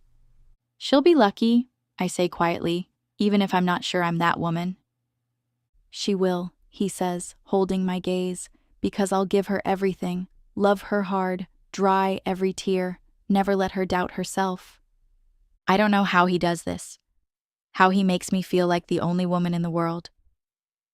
The appetizers arrive and we dig in, talking about our dreams while devouring every bite. We end up ordering the same main dish, filet mignon. I go with the Brussels sprouts and crispy prosciutto. He gets the sweet corn and jalapeno pudding. We share everything. It's incredible. I let go of the whole diet thing. There's always tomorrow. Tonight is about indulgence and good company. We talk about everything and nothing. He loves reality shows and falls asleep during movies. He once gave CPR to a drowning dog. His favorite color's green. He's never been to the beach. I tell him about all my weird quirks, too. It's easy, fun. We're a real match. Not just physically, but emotionally, mentally. When dessert rolls around, he leans forward with a wicked grin. "Hear me out. We split the honeycomb ice cream flight and the molten chocolate whiskey cake." I don't even hesitate. I'm in. As we dig into the desserts, I realize we're holding hands across the table. His thumb strokes mine while he licks honey off his spoon. The way he looks at me has my stomach fluttering. Then his gaze drops to my lips, and just like that, the air shifts. Sweet turns to electric. "Lena?" I blink and turn to the familiar voice. "Nick?" He grins. "Date night without the kids. Guess we weren't the only ones." He nods at Zane. "Hey, man." I instinctively pull my hand back and stand up to hug Nick and Dane. "Zane, this is Nick and Dane. Nick's Travis's cousin." Zane stands and politely shakes hands, but I see it, the flicker of hurt. "Good to meet you," Nick says, then looks at me. "Heard the news?" "Sorry, Lena. I really thought you and Travis were the real deal." I swallow hard. "Yeah, me too." They leave and I sit down, kicking myself. I should have introduced Zane as my boyfriend. He is my boyfriend. But I froze. He goes quiet. The server brings the check. Zane pays without even glancing at the total. Outside, the silence follows us like a fog. When he opens my door, I can't take it anymore. "I'm sorry," I whisper. "Seeing Nick just threw me. I didn't mean to hurt you." He steps in close, brushing a strand of hair from my face. "I didn't want to embarrass you. I held back." "What were you going to say?" His voice drops low. "That you're mine, my girlfriend." A flush creeps up my neck. "That's not embarrassing." I'm learning how to be the man you deserve. Not easy sometimes. I cup his cheek. You're doing amazing. I'm the one who slipped up. He kisses me, slow, software but full of meaning. You're here. That's what matters, he breathes. Then the kiss deepens. His hands find my waist, my hips. One slips under my skirt and grabs a handful of me, and suddenly we're not just kissing anymore. We're a spark away from combustion. I guide his hand lower. He groans. You want me to touch you here, right now? I nod. Just keep me quiet. He smirks. Not likely. His fingers slide beneath my panties, teasing, knowing exactly how to undo me. I bite back a moan. No one touches you like I do, he growls. Only you. And in minutes, I'm coming undone, right there by the car. He slips his fingers free, fixes my clothes, then stares at me like I'm his entire world. Let's go home, he murmurs. We're not done. I nod, legs still trembling. Next time it's my tongue, he adds. The neighbor's son is absolutely wrecking me, and I'm not complaining. Pannirandavadu. Zane. Nothing compares to the way she tastes. It puts every dessert we just shared to shame. I crave the taste of her, the feel of her, knowing every inch of her body by touch and memory. I want to lose myself between her thighs, feel her unravel beneath my tongue.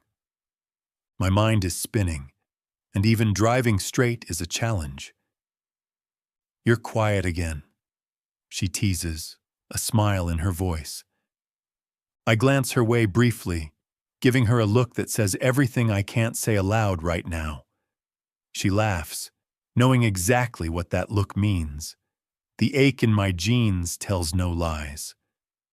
Are we really about to finally do this? I want to give her all of me. But in the back of my mind, insecurity creeps in. I wonder about the other men she's been with, especially Travis. She never says a bad word about him, but I can't imagine he ever touched her the way I want to. I want to be the best she's ever had. But the fear of finishing too fast is real.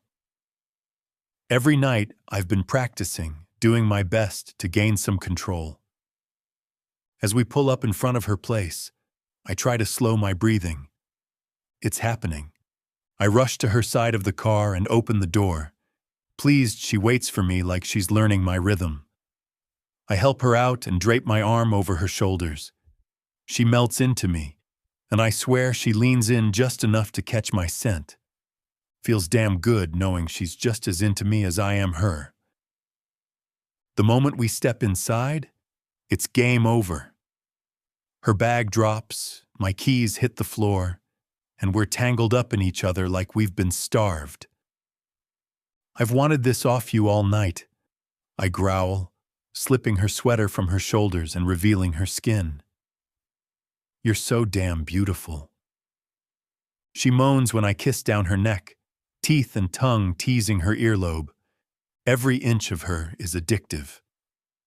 Our mouths meet again. She tugs at my buttons and I freeze. Panic tightens in my gut. She's about to see me, really see me. What's wrong? She asks, breathless but focused. I'm, just not built like those guys you usually go for. She pulls back and cups my face. Are you seriously worried about that? I nod, embarrassed. She smiles. That makes two of us. I've got a shapewear prison under here, trying to keep everything in place. I shake my head, staring straight into her eyes. You're hot as hell. Everything about you is perfect. Same to you, she whispers. Her words hit me hard. Confidence blooms. I finish unbuttoning my shirt. She helps with my undershirt, dragging it off me with care. Her hands glide over my chest, and my breath catches. See? Perfect, she says, eyes shining. Just like the rest of you. I chuckle. He's your biggest fan. Another kiss pulls us back under. She doesn't hesitate when I lift her cami. Beneath it, just like she said, is a tight undergarment that looks like pure torture. "Take me to your room," I say, voice thick, because seeing you like this and not having a bed nearby is just cruel. She grabs my hand, and we head up. Mo gives us a look, but wisely stays back. In her room, she unfastens the shapewear and lets it fall away. Her skin is marked where the fabric pressed too tight. I trace one of the lines gently. "You wear this for you, or for me?" I wanted to look good. For you. You could show up in sweats and no makeup and still drive me wild. She laughs. "So I can burn this thing?" "Please do." I press a kiss to her stomach. "I love everything about you." We kiss again, and I manage to unhook her bra. When I finally slide it off, I can't help but just stare. "Holy crap," I breathe. "You're the most incredible thing I've ever seen." I palm myself over my jeans. "Honestly, I could come just looking at you. That's humiliating." She laughs. "Oh no, you're doing that inside me." That's all the encouragement I need. I rip off the rest of my clothes while she drops her skirt and panties. She saves her shoes for last, standing tall and proud, and completely bare. I follow her lead, though my striptease is more clumsy than sexy. She doesn't seem to mind.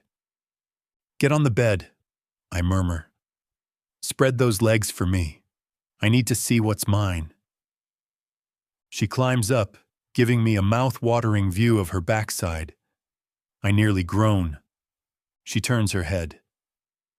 "That overhead light is brutal. Turn it off?" I flip it off and switch on the lamp. "I'll never get enough of you." The soft glow makes her skin look like velvet. I crawl between her thighs and gently push them apart. Her body is beautiful, raw and real and all mine. This is my first time. She doesn't know that part. I've held that secret close. But the way she looks at me, it's like she believes in me. My tongue finds her slowly, gently. Her breathy moan spurs me on. I explore her, tasting every part of her, learning what makes her lose control. Every time I suck her clit, her hips rise in a silent plea. I can't stop. Her hands tangle in my hair as I plunge my tongue inside her. I work her clit with my fingers and tongue, desperate to give her more. She breaks apart beneath me, gasping and shaking. When it becomes too much, she nudges me away, laughing breathlessly.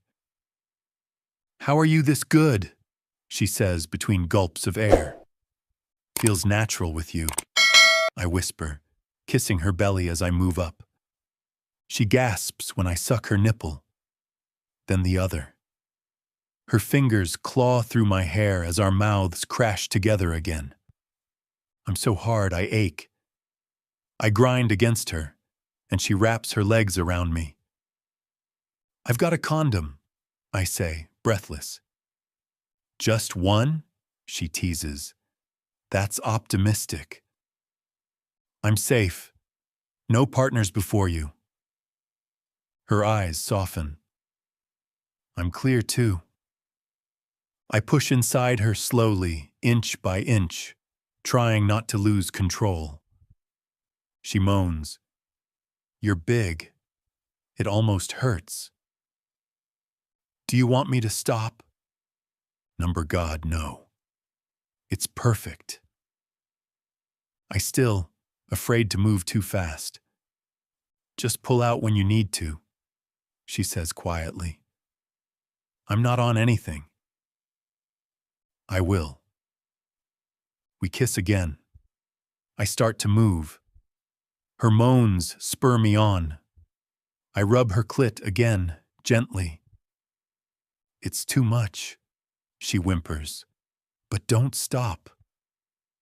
I don't. She trembles again, gasping into my mouth as she climaxes. Her body squeezes me and I lose it. I pull out just in time, most of it landing on her stomach. I keep moving against her, riding it out, dazed. When it's over, I collapse on top of her, spent. That was incredible, I whisper. She strokes my back, still catching her breath. Yeah, and now we shower and go again. My body is already responding. Dating a younger guy does have its perks, she murmurs. She has no idea. I'm just getting started. Lena. Zane's a total cuddler, and I'm not mad about it. The man's hand gravitates to my chest in his sleep, and let's just say, he's always ready if I press myself against him. This morning, I'm sore in the best way, thoroughly spent. Maybe I should tell Maya I've found a new workout routine, one that leaves every muscle pleasantly exhausted. A giggle escapes before I can stop it, and Zane's hand tightens slightly around my breast. I'm tempted to wake him for another round, but he looks worn out. So am I. Lying here tangled up with him feels like perfection. When was the last time I felt this kind of joy? College, maybe. Back when life revolved around parties and late-night laughs. Not with Travis. Not like this. As if sensing my drifting thoughts, Zane stirs behind me, his arousal pressing firmly against my back. Even half asleep, his hand moves from my chest to between my legs. He knows exactly how to touch me now. One gentle graze and I'm gasping.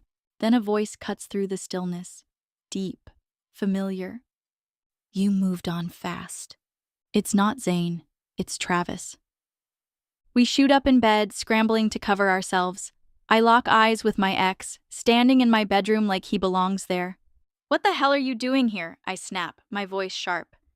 Travis stands with arms crossed, expression like I've betrayed him, like we're still together. Go downstairs, we're not dressed, I say, forcing calm. I'll be down in a minute. His jaw tightens, but he storms out. Zane quietly gets up and pulls on his boxers. He's unreadable, but I catch the tension in his shoulders. Still, I can't help but admire him. Bare skin, lean muscles, all mine. I throw on pajamas, brush my teeth, and head downstairs. Zane's in the kitchen making coffee. Travis is pacing the living room like he owns the place. How'd you get in? I ask coldly. Door wasn't even shut all the way. I thought something was wrong. He doesn't mention it was unlocked because we were too busy ripping clothes off to notice. You don't live here anymore, Travis. His eyes flick toward the kitchen. You're lucky I don't call the cops. Sleeping with a minor? Zane barrels in, fury blazing. I'm not a kid, and don't raise your voice at her again. Ever. I tug Zane back gently. It's okay. He backs off, retreating to the kitchen, but Travis is still watching him like a threat. This is low, Lena. Nolan's son? There's venom in his voice I've never heard before. What are you doing here? I ask again, softer. He sighs. I came to talk. About us. Zane returns, offering me a mug. Here, just how you like it. Thanks, I whisper. Should I go? He asks. I don't want him to, but I nod. He kisses my forehead and walks out. With him goes the warmth. I sit on the couch.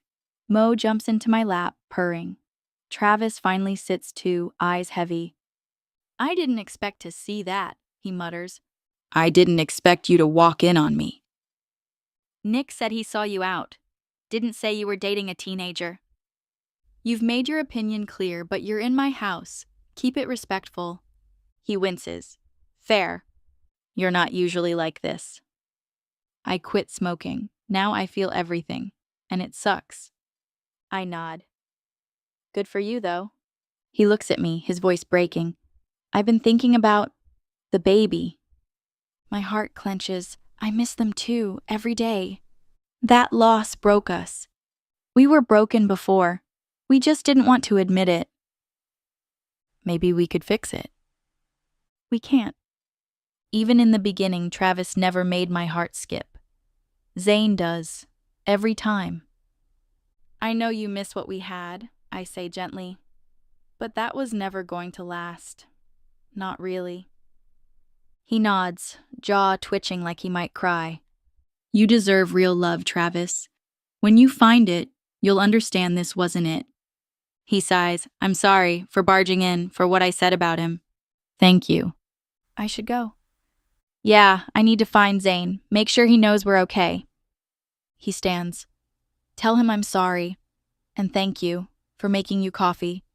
I should have done that for you. After Travis leaves, I take a long shower and put on my cutest white skirt. If I'm going to win my guy back, I might as well look irresistible doing it. I walk to the unit Zane's been working on. Wind lifts my skirt, and I clutch it down, ignoring the possibility of nosy neighbors catching a glimpse. Inside, rock music blasts. Zane's sanding a wall, dust clinging to him. He's shirtless but for a tank and in loose shorts. He looks edible. I turn off the speaker. He spins, tense, until his eyes land on me. Smart outfit choice. You really don't stop surprising me, I say, approaching. Most guys wouldn't handle that mess half as well. He raises a brow but doesn't step away. I rest my hand on his chest. You defended me, gave me space when I needed it, and didn't let jealousy take over. Pretty impressive for someone new to relationships. A smile tugs at his lips. I kiss him. It turns fiery, fast. He hauls me into the bathroom, bending me over the sink like he's been dying to do it all day. We didn't finish our talk, I manage to say as he hikes up my skirt. He growls, tugging down my panties. How'd it go? Fine, I whisper as he presses into me. He pulls my hair, grunting as he thrusts. His eyes are wild, locked on mine in the mirror. This ass, he pants, unreal. His rhythm is intense, possessive. It's raw and carnal, but so full of need. Mine, he growls with each thrust. Say it. I'm yours, I moan. He doesn't stop until he spills inside me, gaze still daring me to argue. I don't. His message is clear. You're mine, always. His pace slows. What did he want? To get back together. He frowns. What? Zane, you here? Crap, my dad. In a flash, he's gone, pants up, out the door. I'm still bent over the sink, breathless, grinning like a lunatic. I might be crazy, but I'm falling for him. And honestly, I don't want to stop. Zane, to get back together. Get back together. My dad's talking, clearly on edge, but all I can hear are Lena's words echoing in my head. She said no, right? But then she showed up, and we had that heated moment in Gordon's bathroom. She picked me. You even paying attention right now? I rub my temple, dragging my focus to Nolan. What about renting this unit? He studies me, eyes squinting like he's trying to figure me out. To be honest, I wouldn't mind if someone could. We need the income, Nolan says, glancing at his phone and groaning. Crap, crap, crap, crap. My own issues take a back seat. Why can't we rent it? It's nearly done. Should be ready by the 1st. What am I not getting? He sighs, waving his phone. Tessa. His latest girlfriend. Nolan's always trying to rescue someone. My mom was too independent. Now he's all about fixer-uppers, emotionally speaking. It's never worked out. What about her? You really weren't listening. Movement outside the window grabs my eye. Lena sneaking out quickly. A grin spreads across my face, avoiding the walk of shame by climbing out a window. Classic. I'm listening now, I reply. You thinking of letting Tessa move in here? What's the other option? He asks, frowning. Let her move in with us? She's my girlfriend, but he doesn't love her. I know that. They have something. But not what Lena and I have. It's not just chemistry. It's fire. It's that magnetic pull that makes you feel alive. You don't have to save everyone, I say. That's not on you. Nolan always steps up. He's there for Wyatt, cuts the beer bros slack on rent just because he likes them, replaced an entire kitchen after Maya's minor kitchen fire, and hasn't charged Dolores for her army of cats, even though her place reeks like cat pee. Anyway, he mutters, not thrilled with my honesty. How's stuff with you and Lena? You didn't come home last night. That's a sign. My cheeks heat, but I can't stop the smile. Your boy's officially a man. Nolan chuckles. No kidding? Good for you. He sobers up. I saw Travis leaving this morning. What happened there? Honestly, I'm still piecing it together. He thought he had another shot, walked in on us. Total mess. Nolan cringes. Yikes. You sure you know what you're doing with her? I don't want to see you hurt. Oh, I'll get hurt. I already have. My heart belongs to Lena. It's exposed and vulnerable. But loving her has been everything. Maybe that's what love is, risk wrapped in warmth, bruises and bliss. I'm not playing it safe, I admit, chuckling.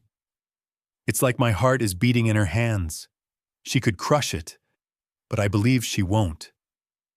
Women, Nolan mutters with a teasing tone. Stressful as hell, but they make up for it. And not just physically. It's the way she laughs, touches, listens. My phone buzzes. A message from Lena.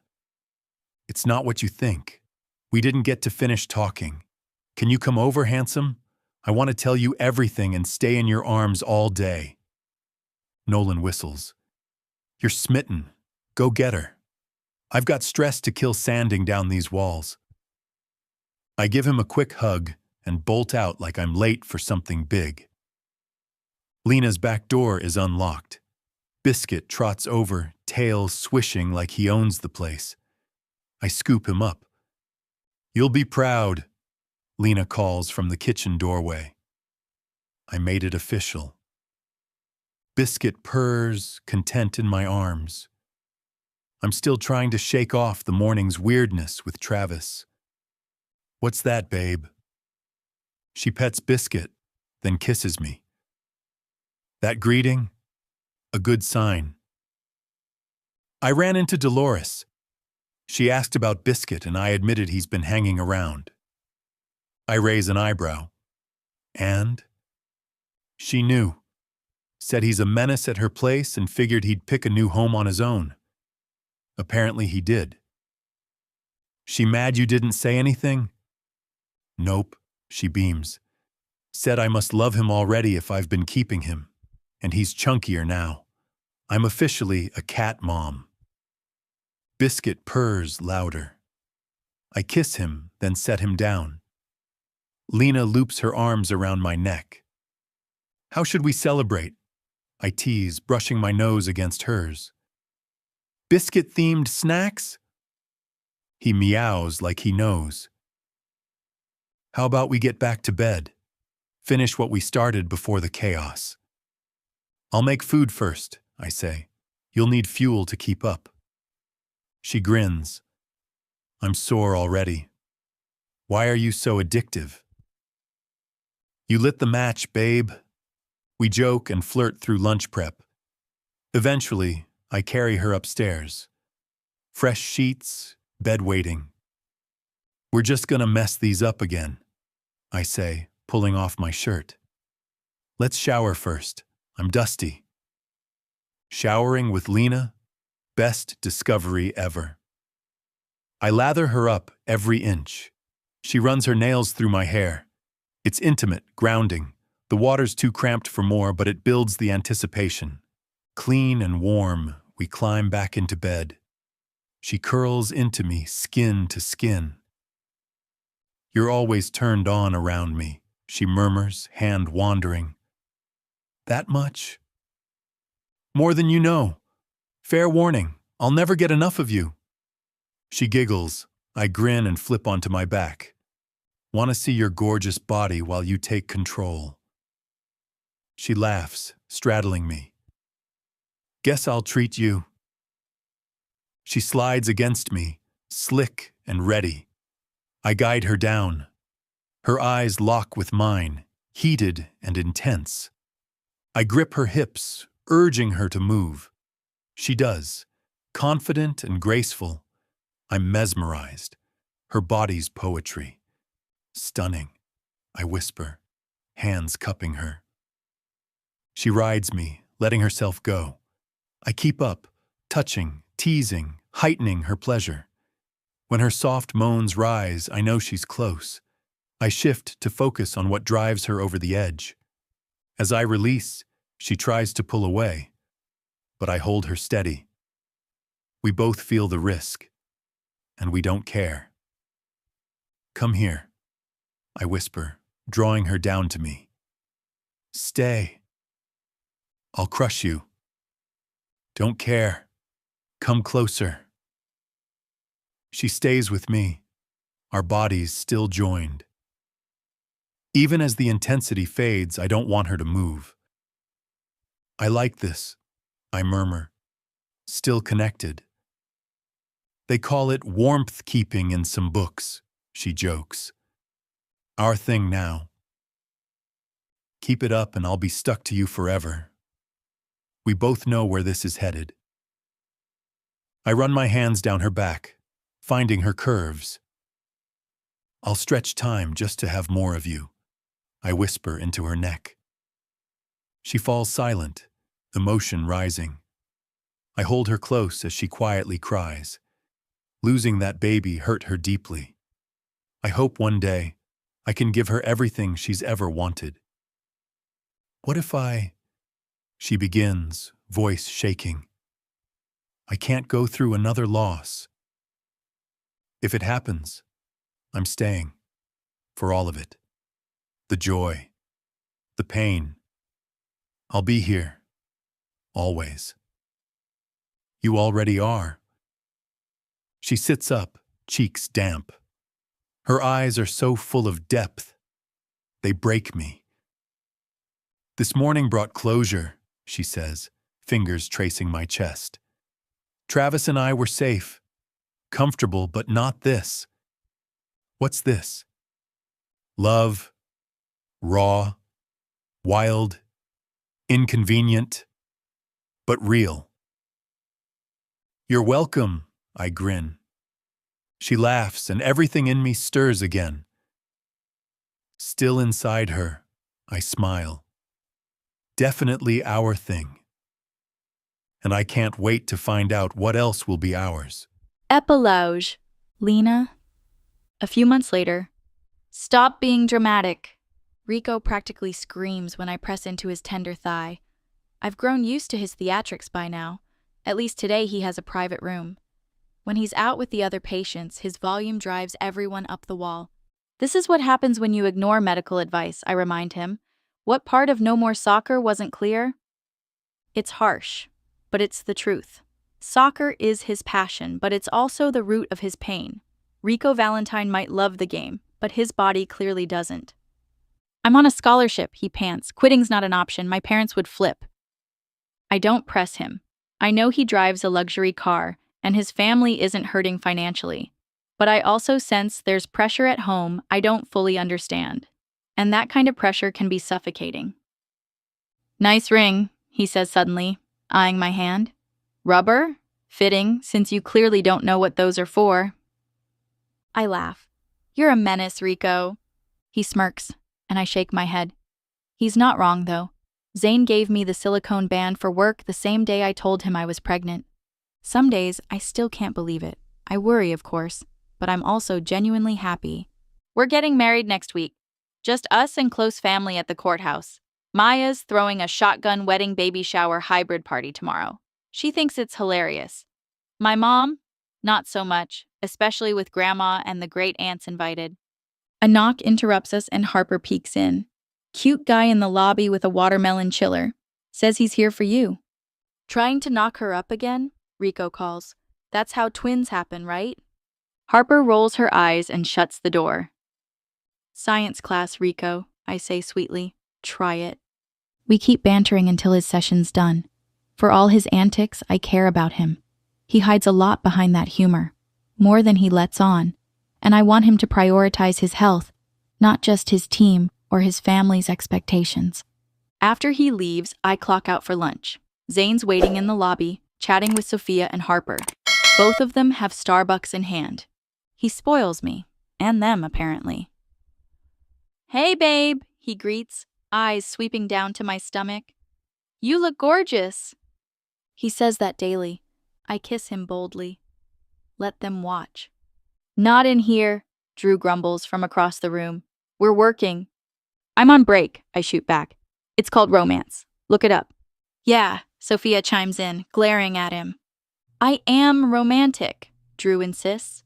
Right, crybaby? Before the banter escalates into their usual flirt fight, I grab Zane's hand and lead him outside. It's warm out, not quite fall, perfect picnic weather. We head to the grassy spot by the little church at the end of the strip. It's our place. He's already laid out a blanket and set down lunch. I'll miss this when the cold sets in, but knowing Zane, he'll find a cozy workaround. What were you up to today, aside from spoiling me? I ask as I sit.